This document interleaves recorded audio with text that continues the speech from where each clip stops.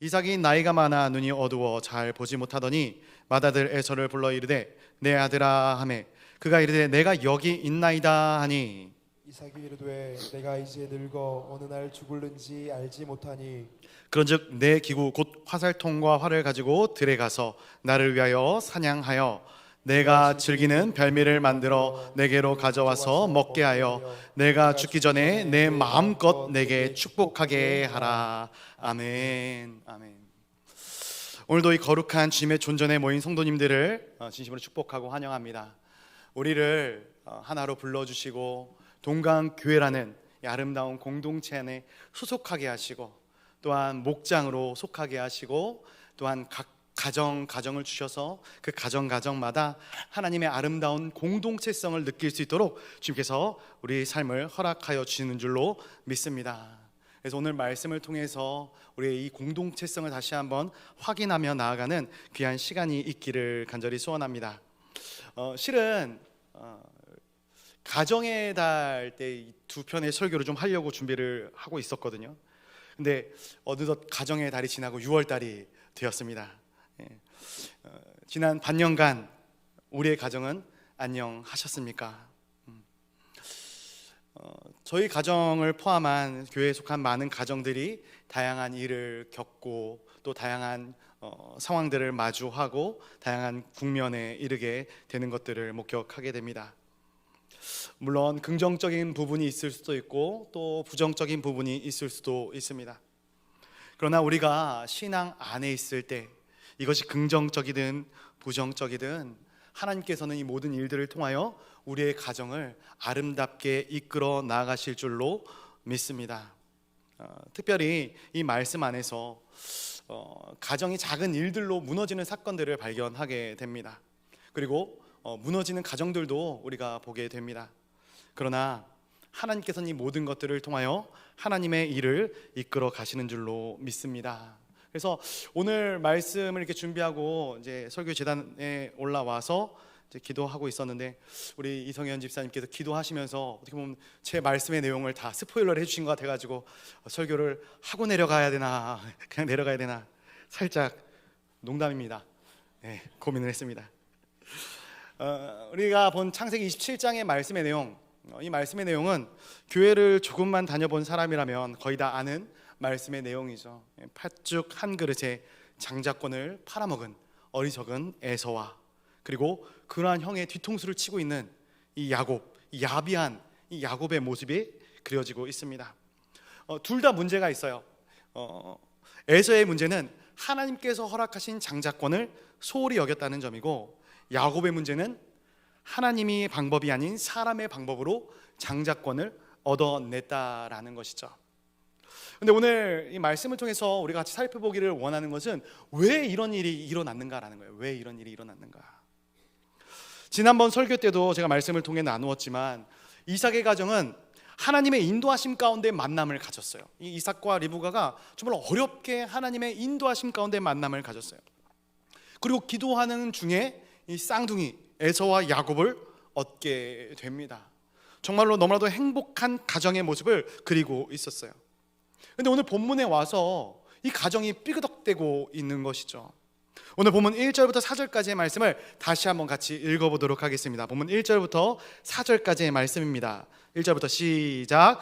이삭이 나이가 많아 눈이 어두워 잘 보지 못하더니 맏아들 에서를 불러 이르되 내 아들아 하매 그가 이르되 내가 여기 있나이다 하니 이삭이 이르되 내가 이제 늙어 어느 날 죽을지 알지 못하니 그런즉 내 기구 곧 화살통과 활을 가지고 들에 가서 나를 위하여 사냥하여 내가 즐기는 별미를 만들어 내게로 가져와서 먹게 하여 내가 죽기 전에 내 마음껏 내게 축복하게 하라.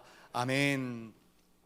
지금 이삭이 이 발언, 이 말을 할 때 이삭의 나이는 약 137세가 되었다 합니다. 그리고 성경에서는 이렇게 노년한 이삭의 몸 상태에 대해서 뭐라고 표현을 하고 있냐면은 눈이 침침했다라고 기록하고 있어요. 나의 눈도 침침하고 나의 노년이 되자 미래에 대한 불확실함이 생겨나게 됩니다. 이제는 내가 늙어서 어느 날 죽을지 모르겠다. 근데 이때에 이 늙어 죽을지가 얼마 남은지 모르겠다라는 이 이삭의 관심사가 무엇이었는가 보니까 4절에서 이렇게 기록하고 있어요. 내가 즐기는 별미, 이 별미를 만들어 내게로 가져와서 먹게 하여.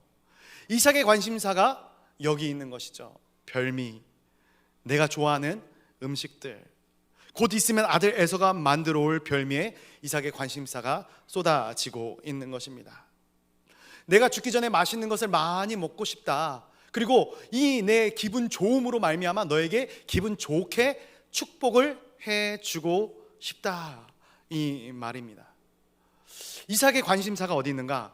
영적인 것이 아니라 육적인 것에 있는 것이죠. 나이가 들어가면 들어갈수록 영적인 것을 추구하는 사람이 있는 반면, 나이가 들어가면 들어갈수록 육적인 것을 추구하는 사람들이 있습니다. 과연 우리는 어떠한 부류의 사람입니까?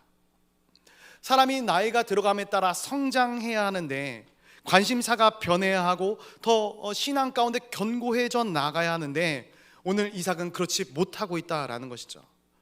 어떠한 것을 근거로 이렇게 제가 이야기하는 것인가? 1절 말씀에 보니까 눈이 어두워라는 단어입니다. 이것은 단순히 그의 육신의 눈이 어두워졌다라는 것만을 표현하는 것은 아닙니다. 그의 영적인 관심사가 흐려졌다라는 것을 동시에 이야기하고 있는 것이죠. 제 인생이 길지는 않습니다. 짧은 연한을 살았지만 살다가 사람들을 바라보면은, 사람들의 모습을 보면서 느끼는 점이 하나가, 이 부정적으로 변하시는 분들이 더러 많이 계시다라는 것이었어요. 물론 환경적인 영향이 있겠지만 신앙의 견고함을 세워 나가셨던 분들도 나약해지는 것이죠. 어떤 육신의 것들을 쫓아 나가고 채워 나가게 되는 것이에요. 저는 근데 이것이 당연하다 생각을 해요. 우리가 견고히 세워져 있지 않는다면 시간이 가면 갈수록 우리는 세상의 것들로 우리를 채우게 되거든요. 이것은 인간의 본성입니다. 그런데 이것은 자신이 가지고 있던 신앙의 변질을 가져오는 결과를 낳게 되는 것이죠.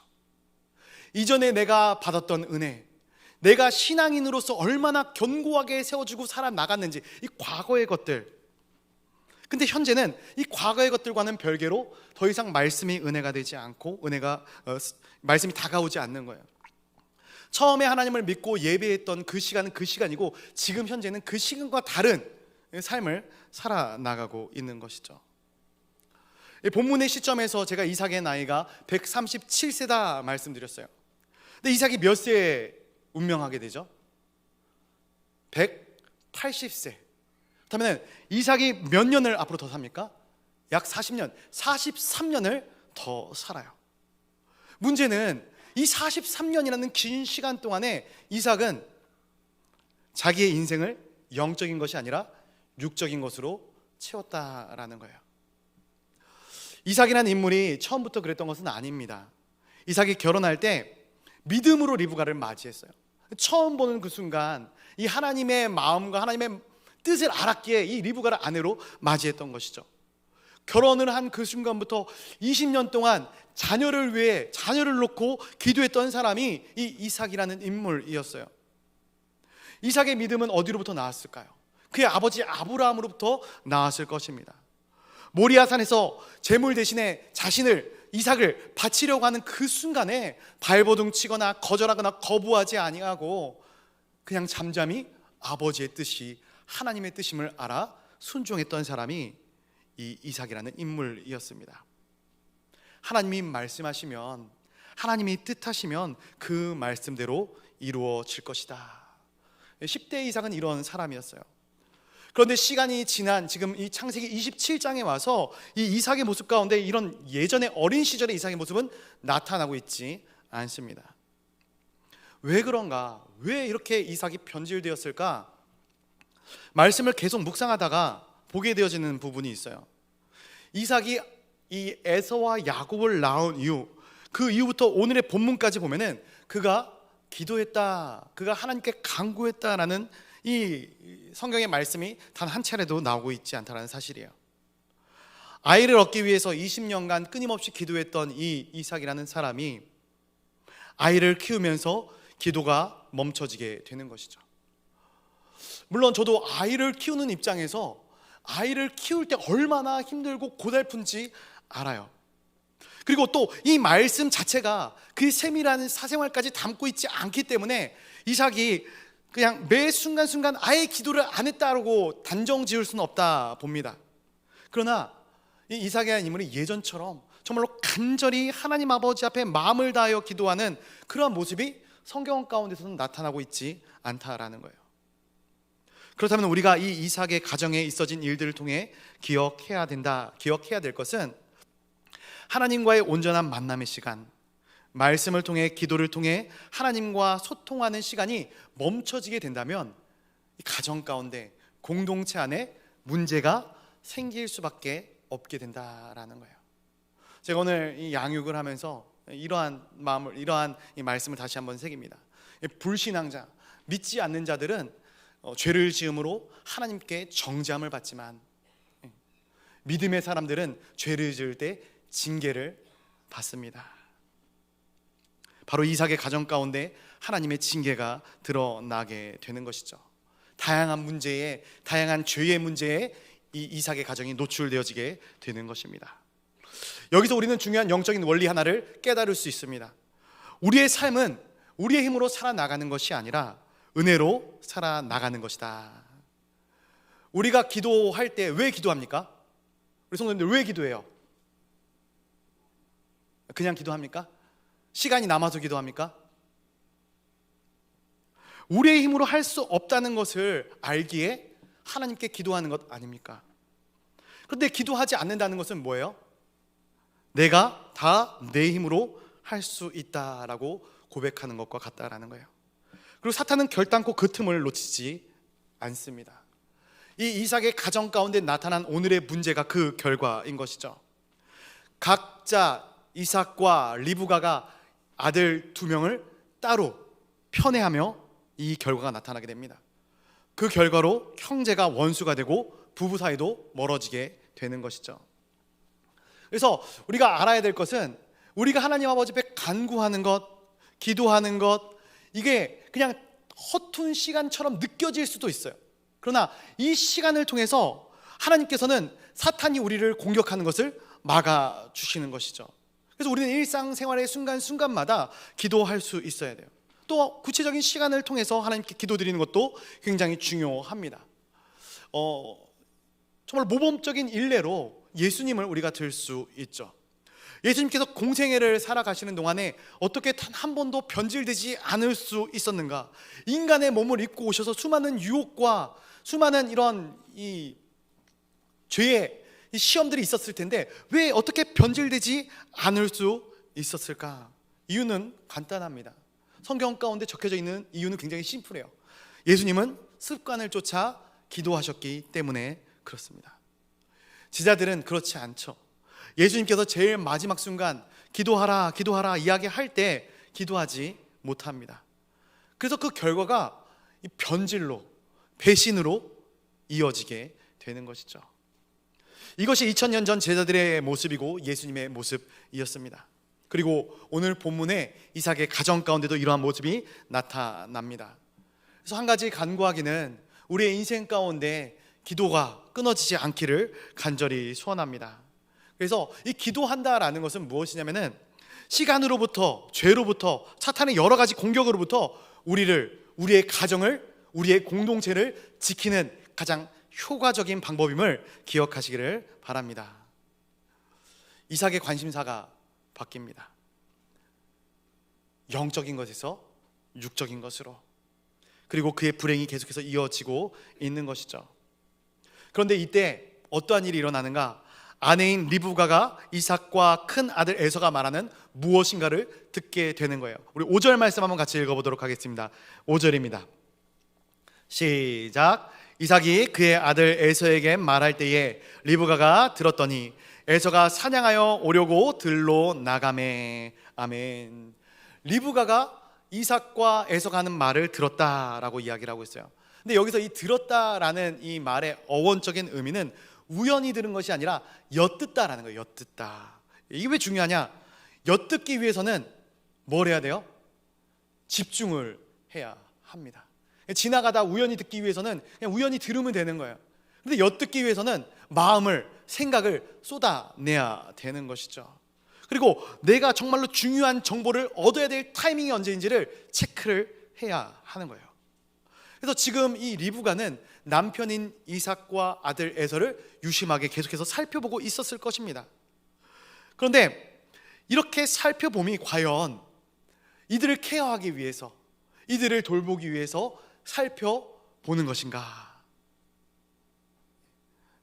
사랑스러운 눈으로 살펴보는 것일까요? 아니죠.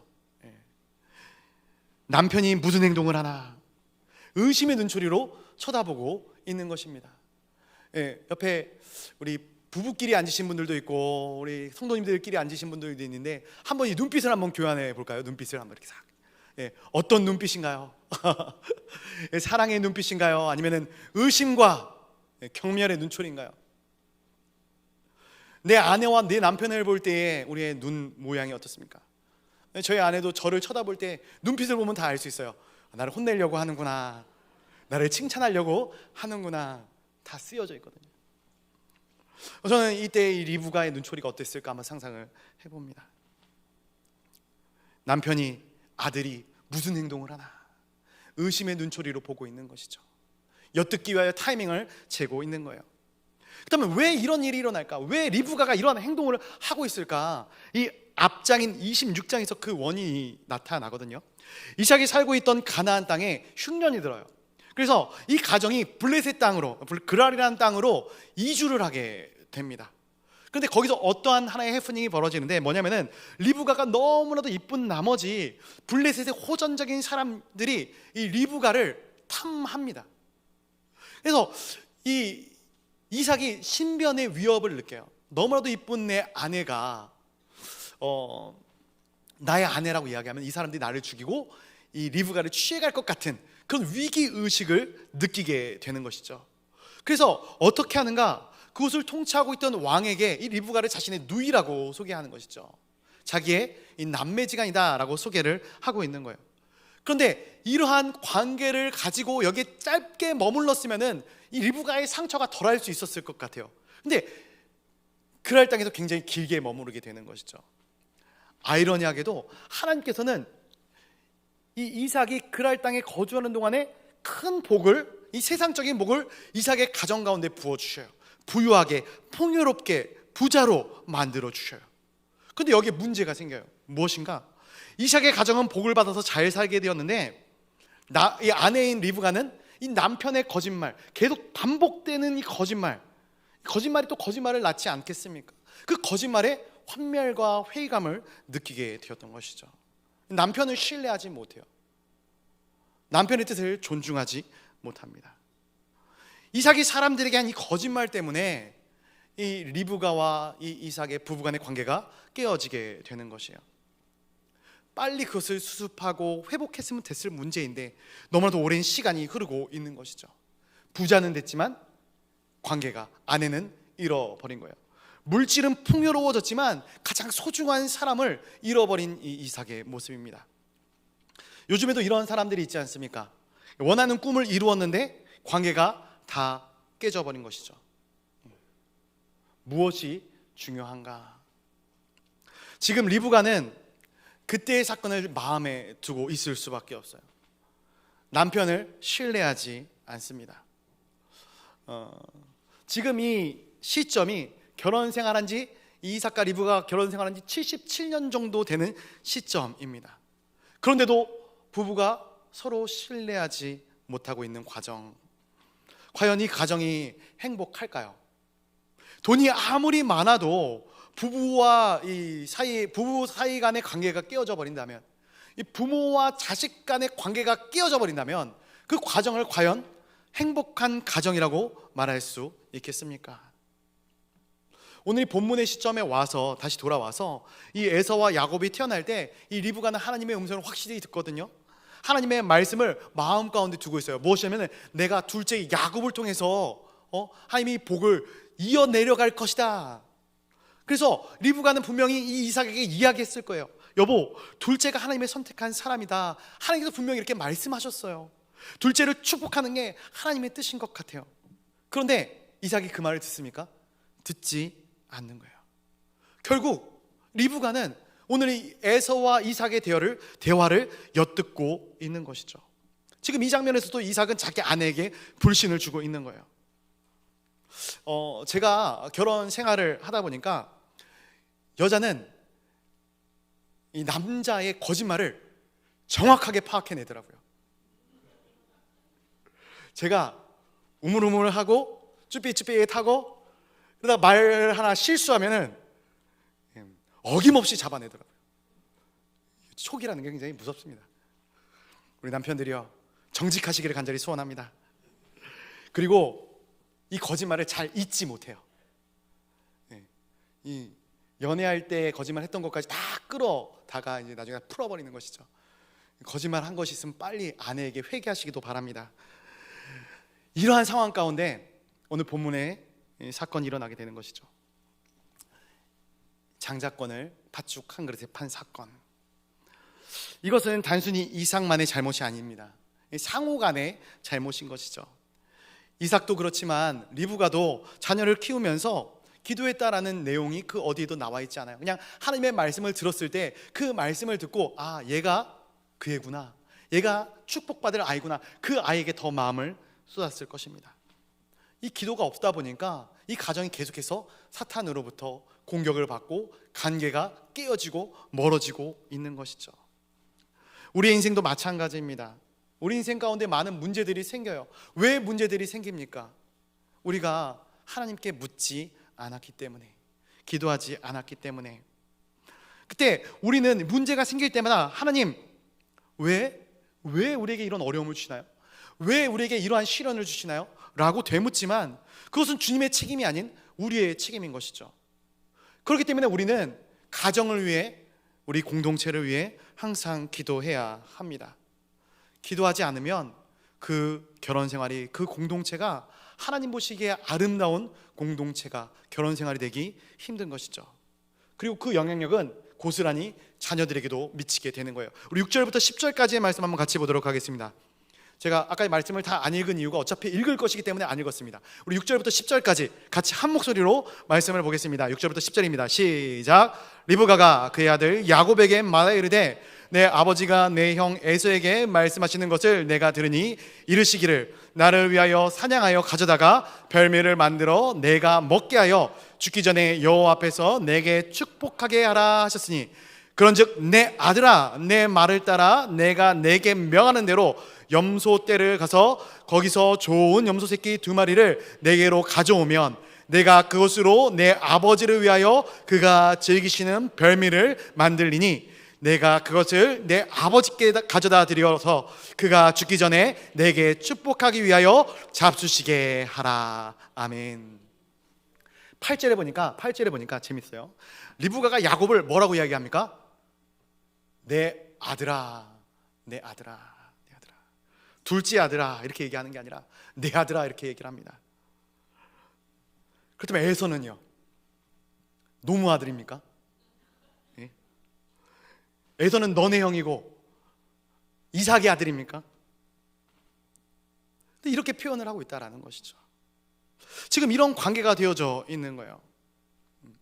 자녀가 부모 말에 순종을 해야 합니다. 당연히 순종을 해야 하는 것이죠. 그런데 딜레마가 있어요. 언제까지 순종할 것인가? 어느 선까지 순종할 것인가? 부모가 죄악된 행동을 하라고 하면 거기에 순종해서 쓰겠습니까? 발음이 좀 그러네요. 되겠습니까? 안 되는 것이죠. 하면 안 되는 거예요. 우리가 어려서는 부모를 의존하는 것이 맞아요. 또한 부모는 자녀들에게 아름다운 신앙의 유산을 잘 물려줘야겠죠.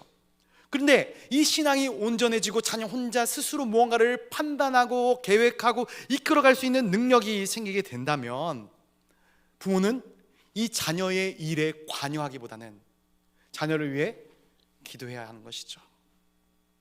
이 자녀와 하나님과의 관계를 최우선으로 만들어 나가야 되는 것입니다. 부끄러운 얘기지만 제가 지난주에 이제 아내랑 토닥토닥 했습니다. 양육 시간을 좀 나눴는데 토닥토닥 했다니까 이렇게 어깨를 토닥토닥 주물러 생각을 하는데 사소한 말다툼이 있었어요. 이 말다툼 끝에 저희 아내가 저희 어머니에게 이 장문의 문자를 보냈습니다. 어머니에게 문자가 왔어요. 아들아, 왜 그러니? 그러지 말으렴. 그래서 이제 막 문자가 왔어요. 근데 이게 한 번 왔으면 저도 가만히 있고 어머니 감사합니다 이렇게 얘기했을 텐데 하루에 한 번씩 오더라고요. 주여, 저 어머니가 설교를 듣고 계실 텐데. 그래서 제가 저희 어머니한테 뭐라고 말씀을 드렸냐면은 어머니 한 번 했으면 됐습니다 말씀을 드렸어요.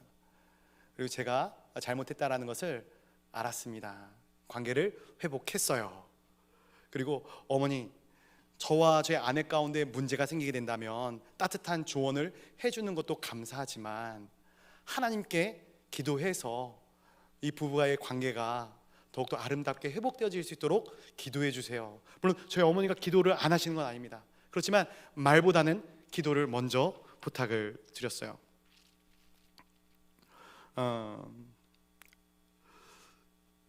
자녀가 성장했을 때 부모는 자녀에게 아름다운 신앙의 유산을 물려줄 필요가 있어요. 그리고 자녀들이 스스로 무언가를 해 나갈 수 있도록 만들어 주는 것이 맞아요. 우리 사랑하는 우리 자녀를 양육하시는 모든 분들께 묻습니다. 옛날에 그런 얘기도 있죠. 이 80 먹은 노모가 60 먹은 이 아들에게 신호등 걸 때 손 들고 신호등 건너라고 그렇게 얘기를 했다 합니다. 그만큼 걱정된다는 것이겠죠. 그러면 자녀가 내 자녀입니까? 하나님의 자녀입니까? 놓지 못하십니까? 내 자녀입니까? 나의 자녀입니까? 내가 배 아파서 나왔는데 그걸 어떻게 하나님께 드립니까? 저는 그렇게 못하겠습니다. 이런 분들이 여기 앉아 계신 겁니까? 아니죠. 우리는 내 자녀 역시 나의 자녀이기도 하지만 그것보다 앞서서 하나님의 아들이요 하나님의 딸임을 믿습니다. 저도 저희 예슬이가 첫눈 벌거숭이 같지만 아주 조금만 염려합니다. 많이 염려하지 않아요. 이 아이가 공부를 잘할지 못할지 엄마는 염려를 합니다. 저는 염려하지 않아요. 왜냐하면 이 아이를 하나님께서 책임져 주실 것이라는 사실을 제가 믿기 때문에 그래요. 물론 부모로서 우리가 책임을 다 해야겠죠. 그러나 하나님께서 키우시고 하나님께서 이끌어 가시는 거예요. 이 아이가 장성하면은 그 아이가 하나님과 아름답고 온전한 관계를 맺을 수 있도록 만들어 주는 것이 중요해요. 거기까지가 저의 역할인 것이죠. 근데 지금 이 야곱의 나이가 몇 살인지 아셔요? 야곱의 나이가? 아까 전에 제가 말씀을 잠깐 드렸었는데 이 이삭이 137세, 이거 이삭이 야곱을 이 에서를 60세에 낳았기 때문에 빨리 계산을 해보시면은 지금 이 야곱의 나이는 77세입니다. 77세. 물론 지금 우리와 수명이 틀려요. 그 당시에는 이 180세까지 살 수 있었기 때문에 지금 우리 나이로 계산을 좀 해본다면은 이 39 정도, 40 정도의 나이로 이 야곱이 추정이 됩니다. 그렇다면은 이 40이라는 나이는 벌써 가정을 꾸리고 자녀를 낳고 기르고 있어야 될 나이인 것이에요. 그런데 그 나이에 어머니의 사랑의 눈이 멀어서 어머니의 관계에 동조하고 있는 이 야곱의 모습이 이 성경 가운데 그려지고 있는 것이죠. 물론 처음부터 이 야곱이 동조했던 것은 아니에요. 그러나 나중에는 받아들이죠. 우리 27장 11절부터 13절까지의 말씀 같이 보도록 하겠습니다. 우리 11절부터 13절입니다. 보겠습니다. 시작. 야곱이 그의 어머니 리브가에게 이르되 내 형 에서는 털이 많은 사람이요 나는 매끈매끈한 사람인즉 아버지께서 나를 만지실진대 내가 아버지의 눈에 속이는 자로 보일지라 복은 고사하고 저주를 받을까 하나이다. 어머니가 그에게 이르되 내 아들아 너의 저주는 내게로 돌리리니 내 말만 따르고 가서 가져오라. 어머니가 책임질게 이 한마디에 이 77세의 야곱이 오케이 하고 있는 거예요. 여러분 어떻게 보십니까? 이 상황과 이 환경을 어떻게 보십니까? 여러분들에게 이런 자녀가 있다면 아이고 참 내 말을 잘 들으니 이쁘다 이렇게 생각하시겠습니까? 아니 반대로 관계를 틀어서 만약에 내 남편이 내 아내가 뭔 얘기를 할 때마다 쪼르르 엄마한테 달려가서 엄마 오늘 우리 아내가 이렇게 얘기했는데 내가 그렇게 해도 될까? 이렇게 얘기한다면 벌써 싫은 표정을 짓는 분들이 아닌 것이죠. 아닌 거예요. 야곱의 문제는 어머니 리브가에게 너무 길들여져 있었다라는 거예요. 그리고 그것을 행동으로 옮기게 되는 것이죠. 이것이 과연 하나님의 뜻인가? 이것이 포인트예요. 과연 이 리브가의 말대로 하는 것이 하나님의 뜻이었는가? 아니다라는 거예요. 이거는 어머니의 뜻이지 하나님의 뜻이 아니었습니다. 여러분, 하나님은 선하십니다. 그렇다면 하나님께서 우리에게 주시는 모든 것이 다 선하심을 믿으셔야 하는 거예요. 그렇다면 한번 물어보겠습니다. 그 선한 것을 누리는 방법이 선해야겠습니까? 불의해야 하겠습니까? 별로 불의한 방법으로라도 나에게 로또만 한번 당첨시켜 주시면은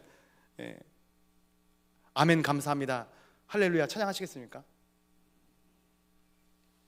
불의한 방법으로 그 선한 것을 얻으려고 하면 하나님께서 여러분들에게 잘하였도다, 그래도 네가 선한 것을 쟁취하였으니 다행이다, 그렇게 하나님께서 말씀해 주실까요?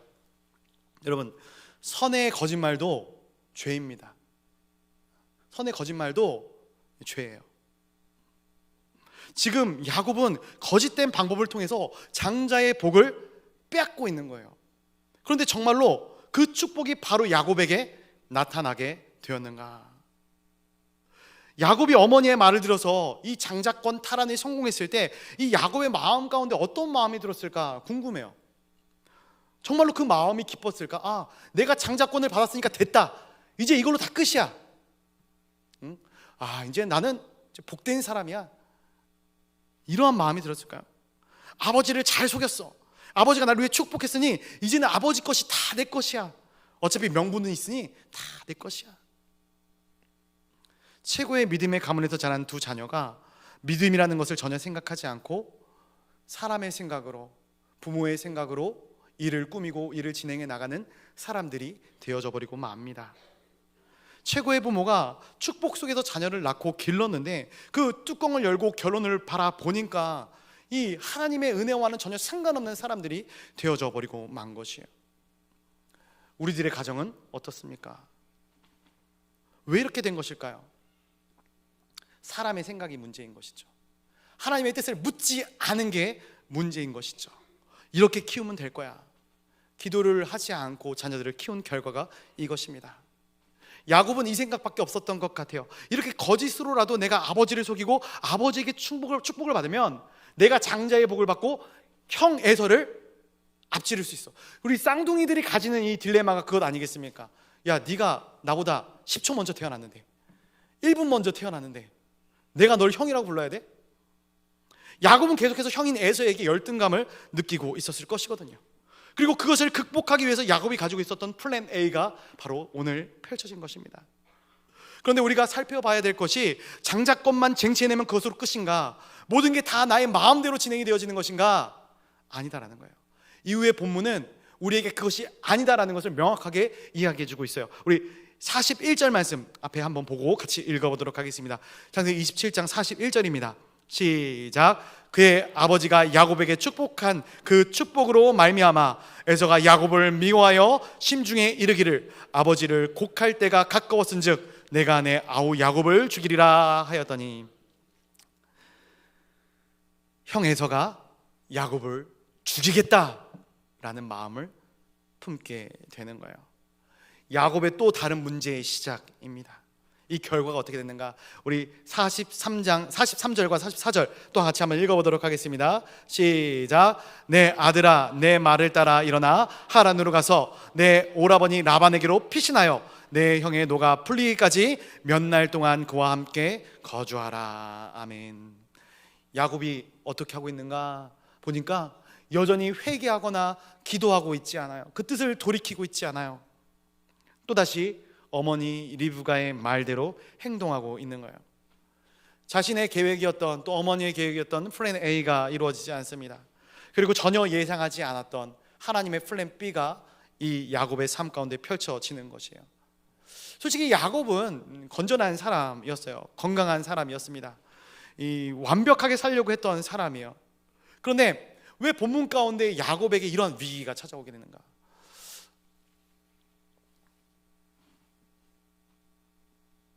그가 하나님께 기도하지 않았기 때문에 그래요. 하나님의 뜻을 구하지 않았기 때문에 그래요. 얼마 전에 정말로 안타까운 이 뉴스 보도를 봤는데, 이 부산에 사는 20대 여성이 한번 죽이는 이것을 경험하고 싶어서 인터넷으로 만난 동년의 이 사람을 죽였다. 말씀을 준비하다 그러한 생각이 듭니다.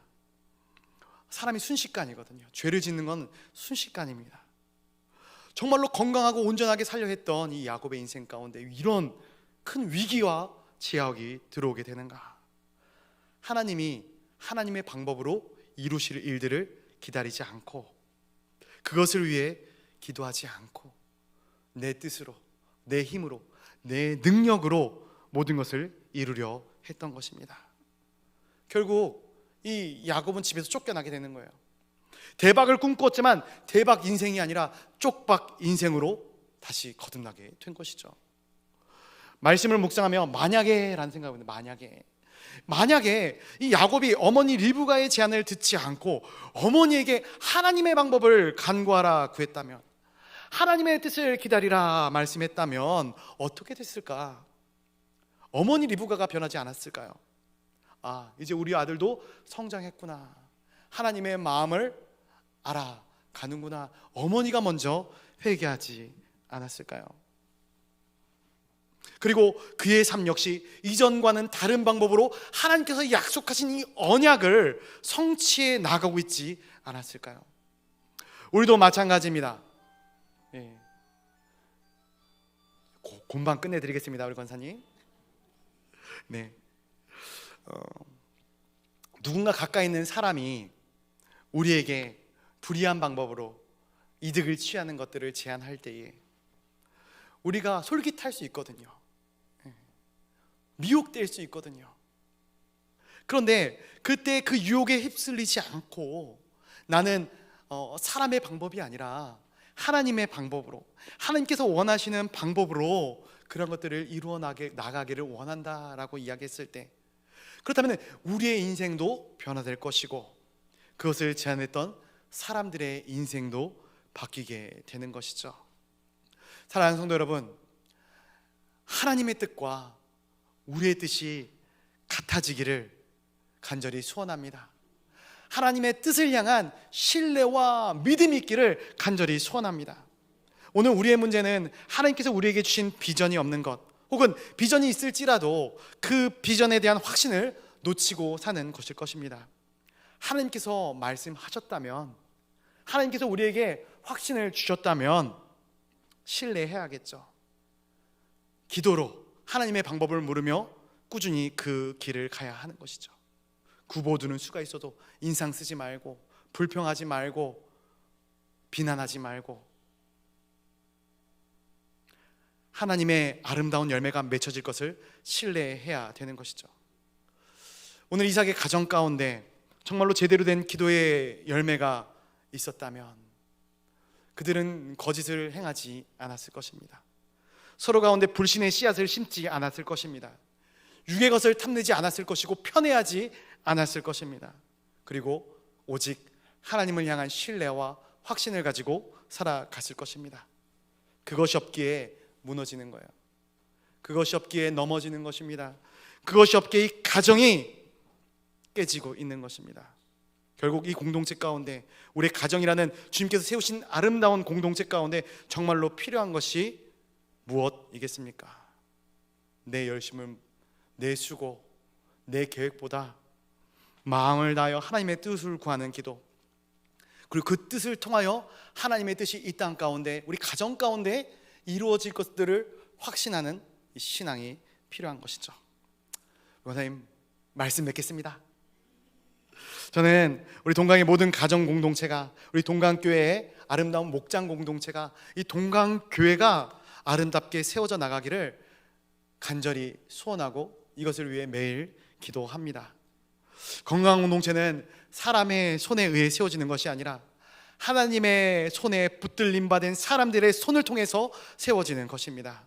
우리가 하나님 앞에서 기도할 때에, 하나님의 선하신 뜻을 쫓아 나아갈 때에 그 비전이 현실이 되어 실상이 되어 이루어지는 것입니다. 오늘 우리 이성희 지사 아까 전에 기도 중에서도 그랬고, 제가 이 어노인팅 찬양의 가사 중에 오늘 이곳에 계신 성령님이라는 찬양이 있어요. 그 찬양의 가사 중에 주님보다 앞서지 않고 겸손하게 주님의 말씀을 기다리니 주님의 손에 우리를 드립니다. 사랑으로 인도하소서. 이삭의 가정의 거짓, 리브가와 이 야곱의 관계, 이 시대는 이것을 원하고 있어요. 사탄은 이것을 원합니다. 이것을 통해 가정이 분열되어지고 공동체가 분열되어지기를 원하고 있어요. 그러나 우리는 이 사탄의 관계에 놀아나는 것이 아니라 주님보다 앞서지 않고 주님 앞에서 정직하게 겸손하게 그 말씀을 쫓아서 그의 뜻하신 길을 따라 나아갈 때에 하나님께서는 우리의 손을 통해서 우리의 가정을 아름답게 세우실 줄로 믿습니다. 우리가 속한 이 아름다운 교회를 또 우리 교회가 계획하고 또 기도하고 있는 목장 공동체라는 목장 교회라는 아름다운 공동체를 놀랍게 세워 주실 줄로 믿습니다. 우리의 삶을 통하여 그러한 예수 그리스도의 하나님의 거룩한 뜻에 증인이 되어지시는 저와 여러분들이 되시기를 주님의 이름으로 간절히 축원드립니다. 기도하겠습니다. 하나님께서 친히 세워주신 우리 아름다운 동강교회, 우리 사랑하는 성도들의 아름다운 가정을 주님께서 계획하시고 지키시고 보호하시고 이끄시는 줄로 믿습니다. 우리가 거짓으로, 불의와 또한 온전하지 못한 신념으로 우리 공동체를 또 가정을, 이 소그룹을 무너뜨리는 사람들이 아니라 하나님의 선하신 뜻 가운데 하나님께서 일하심을 신뢰하고 또 하나님께서 우리를 통해 일하실 것을 신뢰하며 하나님의 거룩한 나라를, 아름다운 공동체들을 세워나가는 우리 모두가 다 되어지게 하여 주시옵소서. 모든 말씀 예수 그리스도의 이름으로 기도드리옵나이다. 아멘.